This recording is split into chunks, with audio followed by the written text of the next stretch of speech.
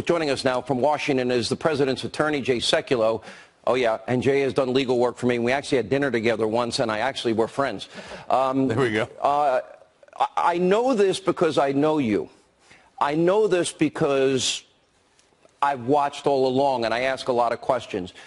I don't think you or your entire legal team has slept more than 3 hours as all of this has gone forward, as you have steadfastly fought and defended the president, and now you have literally gotten to the point where it is so important for the country.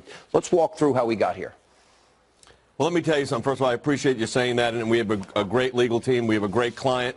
And one of my granddaughters said how proud they were of me in a text yesterday. And that's what I think about when we're handling these cases. I think about my kids. I think about my grandkids and the country we're going to leave them. But let me say this, Sean. This was a tremendous, tremendous victory for the president, a tremendous victory for the United States of America. It was a tremendous victory, frankly, for our system of justice.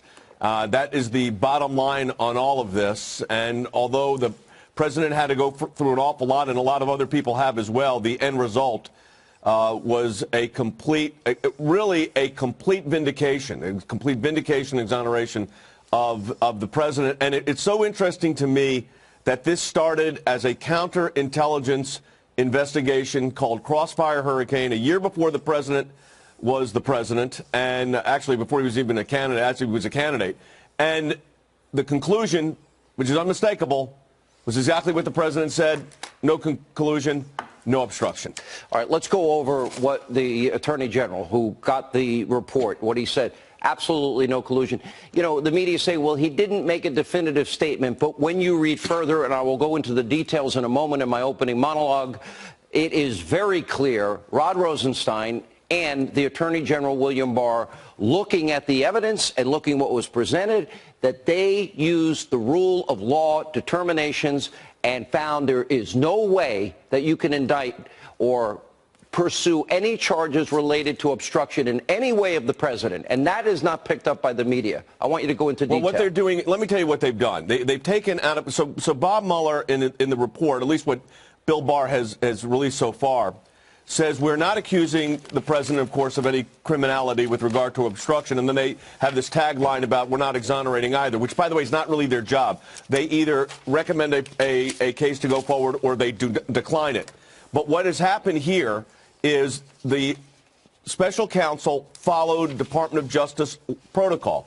In other words, he stated, and this again is in the Attorney General's letter, that these were difficult questions of law and fact. Well, you don't make a case out of difficult questions of law and fact. So he took it to the Department of Justice. Remember, he is not, I said this on another network, he's not an independent counsel. He is a special counsel. He works for the Department of Justice. And their conclusion, which was then reviewed by the Office of Legal Counsel, which is the ones who look at these theories of law and fact, the Deputy Attorney General of the United States, Rod Rosenstein, and the Attorney General of the United States, Bill Barr, came to that conclusion that there was no basis for obstruction, as there was also no basis for collusion. So there was nothing in that sense to obstruct. So, look, they're parsing a word out of context without understanding the internal operating principles within which a special counsel operates under the Department of Justice guidelines and regulations. What Bill Barr did was follow the law.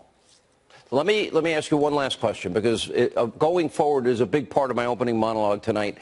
We know now that there was never a real investigation into Hillary Clinton as it relates to the Espionage Act and obstruction of justice. I say if we're going to get this right, we've got to go back there. Not only did they rig a primary, they tried to rig a general election. In spite of warnings from Bruce Orr in August of 2016, they went ahead and they relied on a phony, unverified dossier full of Russian lies paid for Hillary Clinton. They lied by omission, and they lied directly to FISA court judges repeatedly. How can we possibly have real justice in this country and a real constitutional republic if we don't get to the bottom of all of that? Well, I think as Lindsey Graham said, we have to. Senator Graham said, I know he's going to be on later, he said we have to, and he's 100% correct. But there's something else fundamental here. You said it. This starts with the dossier, which we know is salacious and unverified. Who said that? James Comey. Then what do we have? That was in January. Jay, that was in January 2017. He signed a FISA warrant in October 2016 saying the opposite to the FISA court. That's a fraud. That's exactly what I was going to say. And then you have the FISA warrants on top of it. The whole impetus upon which this inquiry engaged, where it came out of, was this dossier, this counterintelligence investigation regarding collusion. And guess what? After 2,800 subpoenas, 500 search warrants, 300 search warrants, 500 witness interviews, 13 countries, no collusion. No collusion, no obstruction. Jay, you and your team performed a service for the country. I thank you on behalf of all the people that want free, fair, open elections. And no president should ever have to go through this again. And I'm going to address that now. Thank you for being with us. Thank you, Sean. Well, even though the Mueller investigation is now over and the president has been cleared, Democrats say they won't rest until they see the report for themselves in its entirety. And they want to question Attorney General Bill Maher, while Republicans say they want the heads to roll for bringing this investigation in the first place. The Attorney General's comments make it clear that Congress must step in to get the truth and provide full transparency to the American people. We will ask the Attorney General to testify before the House Judiciary Committee. We will demand the release of the full report. Then you have Adam Schiff. Talk about an oxymoron. This man heads the Intelligence Committee in the House. He said, quote, he believed that the scandal was of a size and a scope probably bigger than Watergate and that there's plenty of evidence of collusion. He ought to resign today.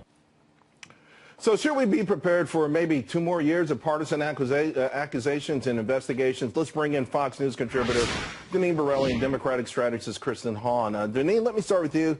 What do you make of it? There's a sliver of hope perhaps for Democrats on obstruction, although it feels pretty clear that Attorney General Barr closed that door. Nevertheless, it seems like it's going to go on. Well, Mueller ended the investigation, but the Democrats are just starting. Don't forget, they're also investigating 81 people or entities that are remotely associated with President Trump. This was never about getting to the facts. This was about getting to President Trump, to not get him elected, to get him out of the White House.